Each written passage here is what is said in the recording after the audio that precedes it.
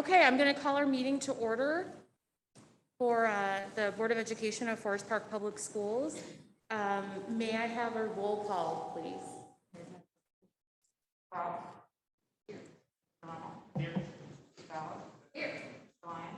Here. Did you turn your mic? Ms. Cotton, here. Ms. Wood, Here. Ms. Tyler. Here. Okay. Why don't we all stand as Emily Lyons leads us in the Pledge of Allegiance?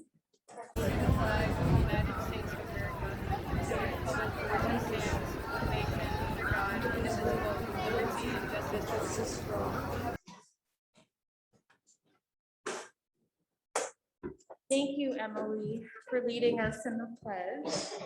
All right, number 3, conduct fiscal year 2022 budget public hearing. Mr. Edward Brophy, feel free. Thank you, Madam President. Our presentation's coming up right now.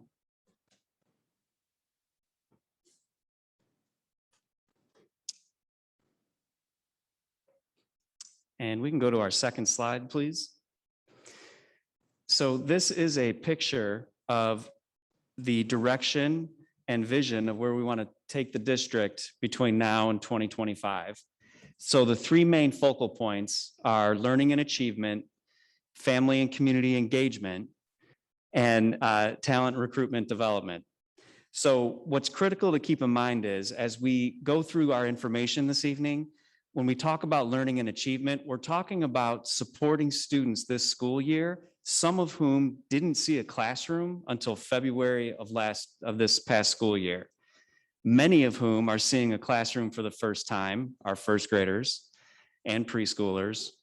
And then, of course, our 8th graders, those who were in 7th grade this past year, who will be graduates in 160 plus attendance days from right now going to high school. So in terms of learning and achievement, there are very specific resources dedicated to the success of our students. When we talk about family and community engagement, we're talking about deepening the relationships with our families and the other agencies in the community, the Park District, library, community center, and village. And in terms of talent, how we situate ourselves to be competitive when it comes to hiring teachers, instructional assistants, bus drivers, school office personnel is a very critical element to our success. And speaking of our teachers, Mr. Edler is going to be sharing some teacher retention data later this evening. So with that, we can go to our next slide, please. We are going to jump right in to our expenditures. Go ahead. So our budgeted expenditures, the distribution in terms of 3 important categories, and that is instructional and instructional support, our district operations, and then of course our school and district leadership. And as indicated by this data, you can see that nearly 2/3, over 2/3 of our budgeted allocations go directly into classrooms to support student learning and achievement and student well-being. 2/3 of our budgeted allocations. You can go ahead. And go ahead. And one more. And so our designated allocations for our regular education programs and our diverse learners program, you can see up here, they represent the bulk of our education fund budgeted expenditures. That is supporting the students in our in all of our instructional programming. Okay. As you're aware, we do offer, you can go ahead twice, our preschool program, which is funded completely locally. It is not funded by any grant dollars. And of course, our early childhood program, which does receive a small grant allocation that's less than $20,000. And for our early childhood program, those are our students who are, they're preschool and students who require intensive support before they enter kindergarten. Okay. Our supplemental support allocation, this represents the interventionists at each building who provide our reading interventions. And so we allocate dollars that are specific to our reading specialists, which a significant portion of this allocation is covered by grant funding. It's covered by our Title I grant that we receive each year. Okay. And go ahead twice. You're aware we do have a challenge program in the district for our learners who are accelerated, that we want to provide enrichment, as well as our extracurricular programming. In this photo, you can see a snapshot of what our robotics club has looked like in the past.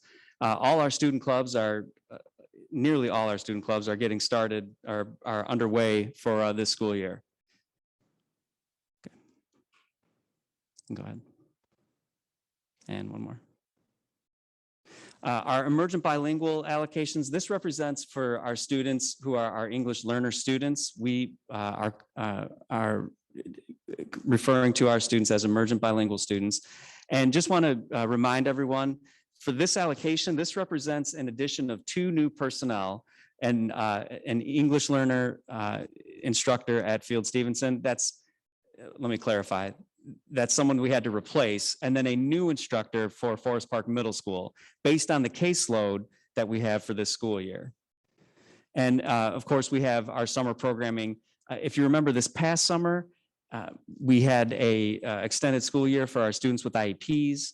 This upcoming summer, in the coming months, we'll be talking about what that summer programming could look like for the summer of 2022.